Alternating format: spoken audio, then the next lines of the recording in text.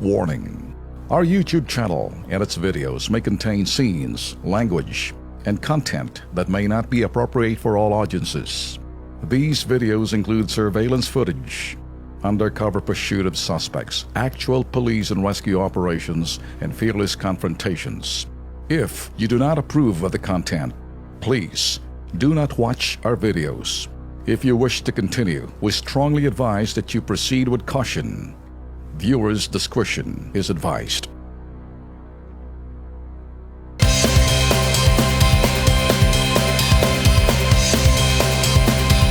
Okay, kanina sa bunga doon namin kanina, pinag-usapan natin yung Senate hearing ho kanina. Dahil po si Kevin Espinosa po ang starring ho kanina sa Senado.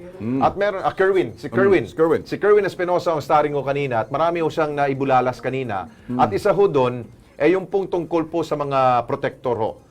Pero meron rin po siyang nilinaw, yung daw listahan ng kanyang tatay, hindi daw ho pala totoo ho yun. Naku. Kumbaga pinwersa daw ho. Ay. Kaya nilinaw at yung pasalamat ho yung mga nabanggit na una, tulad po nila na Richard Gomez, na wala ho sila talagang kinalaman no sa droga. Yun. Nako, sira doon si talagang disappointed doon. Disappointed si Bato. Yan. Si General Bato. Si General Bato naman ho ay nagpakita ng emosyon kanina. Ano nangyari? Ay medyo lumuha o medyo napaiyak siya. Dahil parang ano niya na, ano ba? Ako na lang ba mabuting pulis dito?